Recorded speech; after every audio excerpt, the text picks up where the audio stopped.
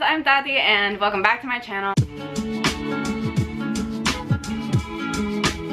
Today I'm going to be doing my September monthly wrap-up. It's long. So, context. I just had the best reading month that I have ever had. I finished a total of 14 books in 1 month, which is unprecedented for me. My previous record was 11 books, which I set in June. And so I've read 14 this month, and how the fuck that happened, do not ask me, I do not know.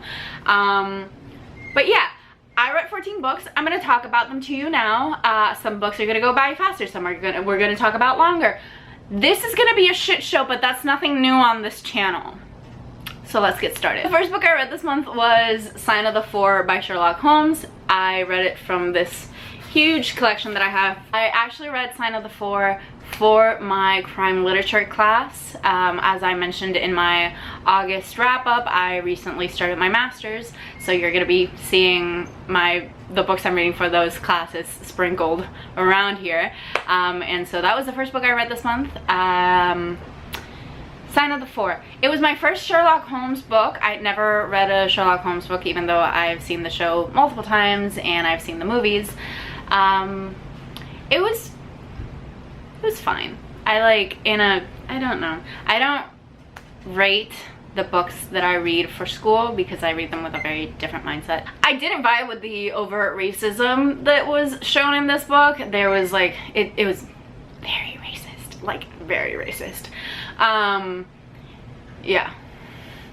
It was just, it's the 1800s. The British Empire is in full force, doing its thing, feeling great about itself, even though nobody else is feeling great about it. And it was just, I don't know. I enjoy more the show than I enjoyed this book. Yeah, that's all I'm gonna say on it, honestly. The book was fine. It was just fine. It wasn't anything, it didn't blow my mind. It wasn't like something that I fully enjoyed. I read it and it was fine. The second book that I finished in September was The Midwinter Witch by Molly Knox Ostertag. I was finally able to get my hands on it. My local bookstore finally brought it back, so I snatched it up as soon as I saw that they had it on the shelves, and I read it. I rated it 5 out of 5 stars. It was an excellent read, a great sequel to The Hidden Witch. This picks up almost right after The Hidden Witch, now Ariel is being taught magic by Aster's family, and they want to take her to this big family celebration that they have in winter, but she feels really self-conscious about it because she feels like she's not part of the family. And so we see that, and she connects with her aunt from her birth family. And then we also see more of Aster's character growth as he's going into this family celebration for the first time, actually being a witch and studying witchcraft, which he's not supposed to be doing because men take the role of shifters and women take the role of witches, and he is breaking all those norm stereotypes by being a male witch. And so you get to see his growth and how he faces family members that are very much opposed to him being a witch. The friendships, the art, the writing, the plot, everything in this continues to be excellent, and it makes for a wonderful, wonderful read. My third read of the month was A Midsummer Night's Dream by William Shakespeare. I read this for my Shakespeare class, so no ratings.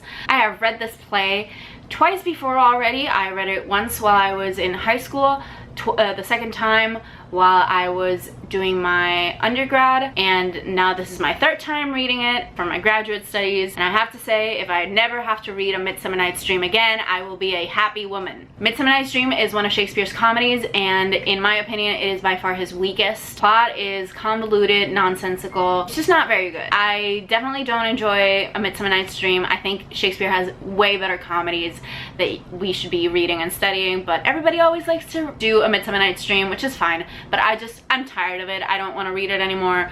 If I can make it through the rest of my academic studies without having to reread A Midsummer Night's Dream, I will be so happy. The plot is kind of nonsensical. It moves way too fast. Nothing is developed at all, and way too much time is spent on the play within a play aspect instead of like the lovers square that we're supposed to be like focusing on. So really it's just not good. It's not good, in my humble opinion. The fourth book that I finished this month, I'm not going to talk about it too in depth here because I'm making a separate video about it, and it was Illuminae by Amy Kaufman and Jay Kristoff. Look, y'all, this was a 5 out of 5, and I have to say this is now one of my new all-time favorite reads. I devoured this book. I think I finished it in 24 to 48 hours. I devoured this book. It was so good. I love the plot. It like uses mixed mediums to tell the story. The characters were excellent. The world building was great. All the praise for this book. I absolutely loved it. It's definitely, like I said, one of my new all-time favorite reads, and I will be making a full video about it because I just love it so much that I need to talk about it all the time. My fifth read of this month was a university book, and it was Murder on the Orient Express by Agatha Christie. I'd never read an Agatha Christie novel before, and I've never seen the Murder on the Orient Express movies either. Any of them. The new ones, the old ones, none of them. So I was going in fresh. And it was okay. I don't know. I'm feeling like me and my crime lit class are feeling very like not great this month. We're not vibing this month, the class and I. It was fine. It's just that I didn't know what I was expecting when I went into it. I really didn't have any expectations, but I wasn't expecting the end of the mystery to be everybody did it. It was like a coordinated effort by a bunch of people. And I don't know if that felt like a cop-out to me or what, but I don't know. I just don't know how I feel about it. Like I said, me and the crime lit class, as you're gonna see later on in this video, are not vibing this month. The sixth book that I read this month was Hamlet by William Shakespeare. Again, for my Shakespeare class. No rating. I enjoyed Hamlet much more than I enjoyed A Midsummer Night's Dream. Those are the two plays that we read this month, and Hamlet was by far better. This was my first reading of Hamlet. I quite enjoyed it. I listened to the audiobook and did like physical reading and annotations, and I quite liked it. Hamlet was an excellent protagonist. I thought that he was very smart, especially in how he changed how he spoke to people depending on who he was speaking to. So when he was speaking to Claudius or his advisor, he like upped the ante and like seemed more mad than he was. Mad in the sense that he was like losing his mind, or at least that's what everybody thought. When he was talking to Horatio or people that were in the play, he seemed much more even keel, much like he kept his head.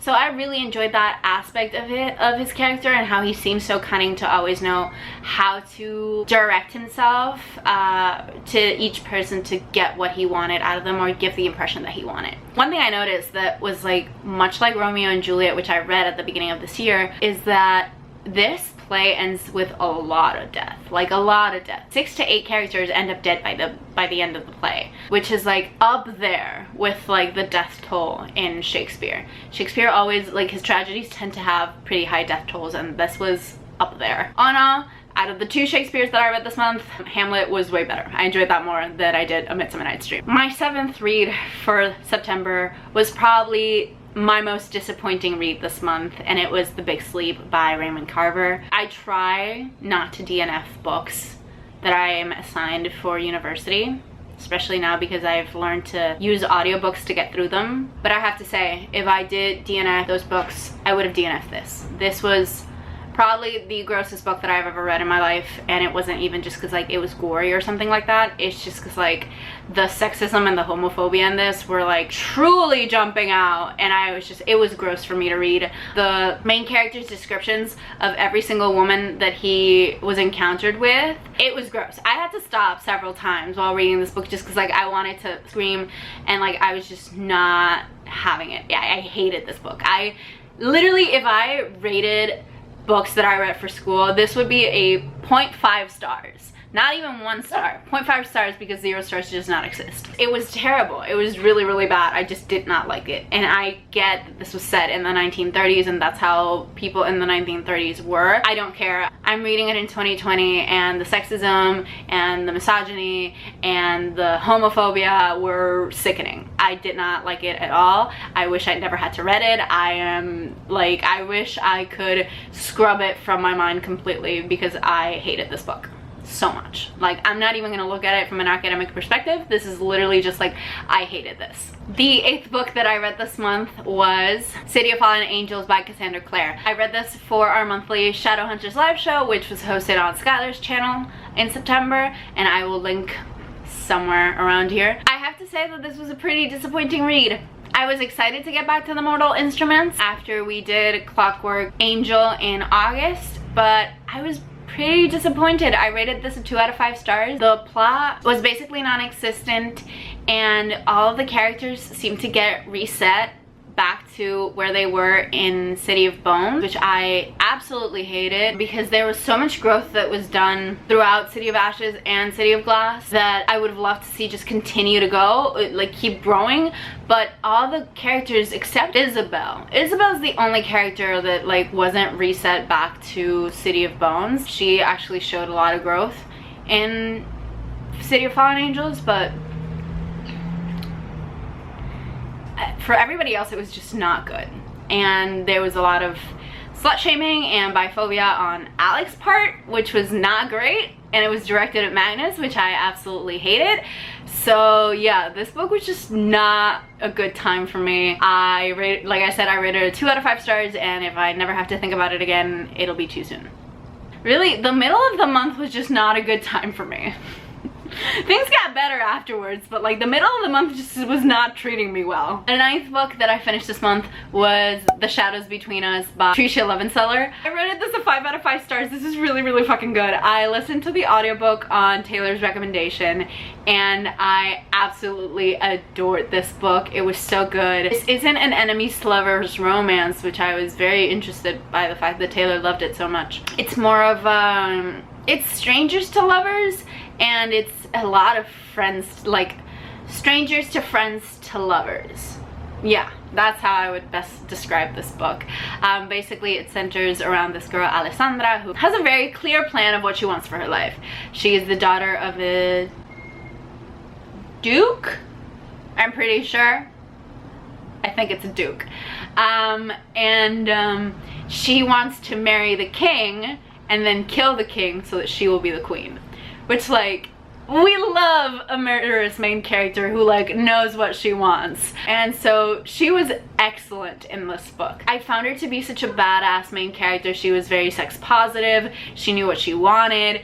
She was assertive, and she was also, when called for, she was very kind, very caring. Once she catches the king's eye and she gets to the palace, she realizes that she has to make friends with other nobles, and especially all other noble women, so that like no rumors will surface around her own like sexual escapades from the past. And she at first makes friends with these 2 ladies, and she does it in a very selfish manner. She's just like, these are gonna be the friends that I need to make in order to like quell suspicions.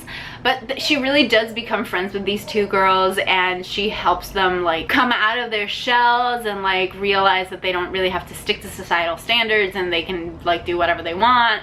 And so I really, really enjoyed this book. And then the love story between Calais, which is the king, and Alessandra is great because they really do forge a very strong relationship as a basis. They become friends, and then slowly they start to fall in love with each other and like open up to each other. And so this fantasy romance was just excellent. It was just, I absolutely loved it. It was literally, I have no complaints, 5 stars everywhere. It was great. The 10th book I read in September was Red Harvest by Dashiell Hammond. This was also from my crime lit class. It was fine. Literally, it was just fine. I have no words on it. It was better than The Big Sleep. This kind of redeemed the readings for the class in this month, but not by much. There's less misogyny and sexism and homophobia, but I was just very meh on the entire thing.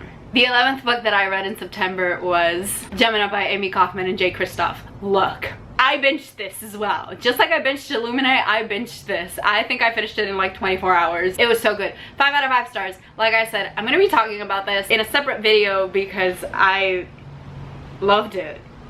Like, absolutely loved it. I have no words to describe how much I love this fucking book and this series. So I'm gonna try to like be more coherent in that video, to not continue to drag this video out, which is already gonna be pretty long. But just the new characters, excellent. The old characters, excellent. The plot continues to be excellent. The Hail Mary solution, excellent. The absurdity of it all, wonderful. World building, A+. I don't know what I'm doing anymore. It's just, this book was really fucking good. Okay, I'm gonna move on now. Okay, this section of the video is just me struggling to talk about things, because the 12th book that I read this month was Solitaire by Alice Oseman. This was Taylor's birthday gift to me, which, thank you for bringing this into my life. This was my first Alice Oseman novel. I've read her graphic novels, Heartstopper, but this was the first novel of hers that I was reading.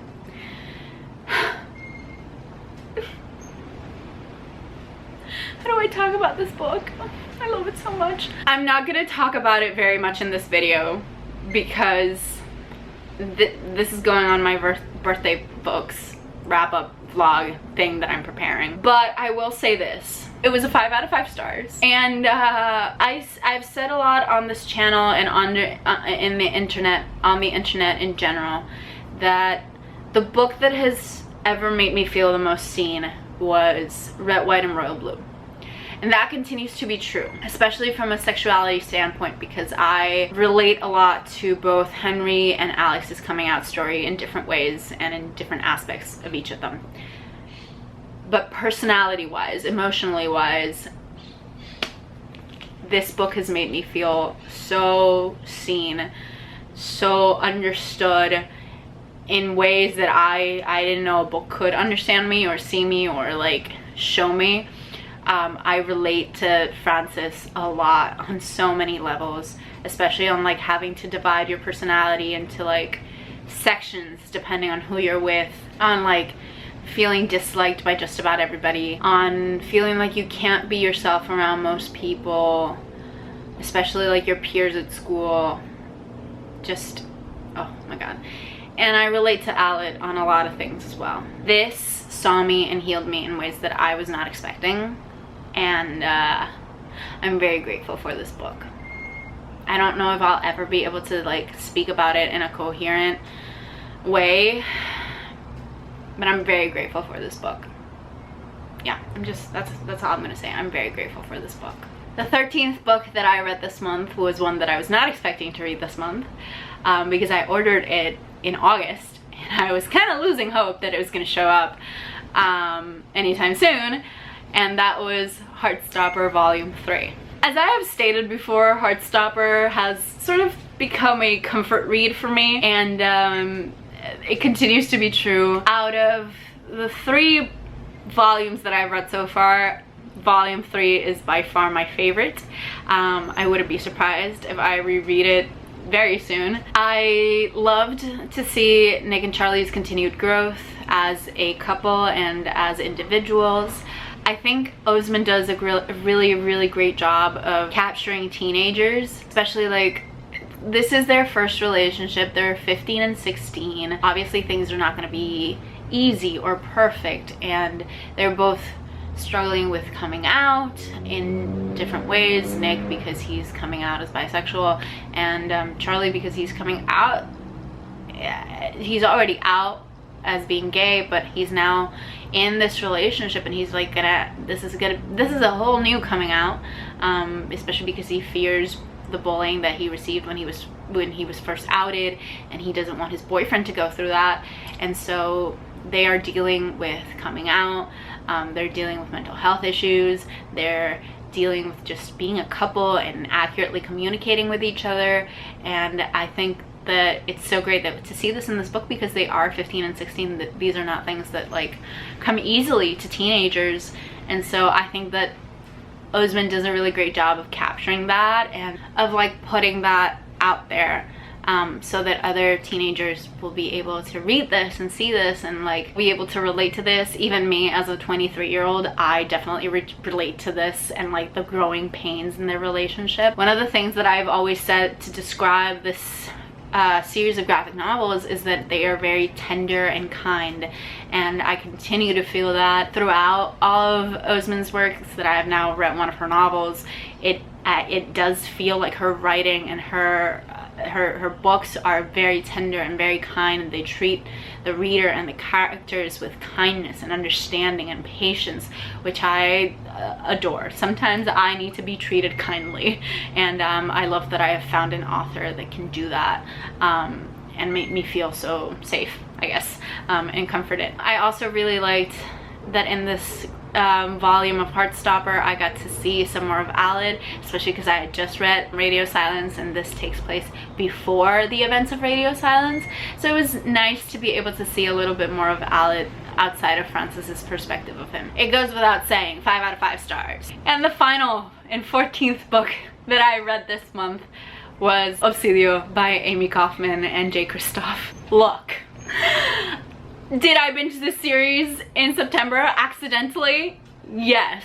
Any regrets? None at all. This was a 5 out of 5 star read for me, just like all the other two. Like I said, I'm gonna be talking about it a lot in a coming video, but I love this. The new characters, excellent. Old characters, excellent. Just like insert praise here. I actually stayed up all night reading this. I'd read about 150 pages of this book in a couple days before, and then on September 30th something came over me and I sat down on my couch at like 9 p.m. and I kept reading continuously until 5 a.m. My mom woke up to work out and I was still on the couch reading. It was October 1st by then, but I count this as a September read because if you didn't go to sleep, that still counts as yesterday. Anyway, this is really, really fucking good. I'll talk about it in a coming video because I just can't do it here. Yeah. Anyway, 5 out of 5 stars, really good. Go read it. That has been a rambling mess of a video. We went through highs and lows in this month. This was definitely my most positive reading month, I guess you could call it. It was my highest rated reading month. Obviously, the books that I read for university don't count because I don't rate them, but out of everything else that I read for myself, the average rating of this month ended out being 4.6 out of 5 stars. Because most of my reads were 5-star reads, with the exception of City of Fallen Angels. I set a reading record for myself this month, which is wild. How did I do that? How did I do that? It was just a good month overall for me in reading, I gotta say. It was a fun time. Anyway, as per usual, come yell at me at the comments. I love it. I have been Tati. Thank you for spending this time with me, and I will see you on the next video. Okay, bye!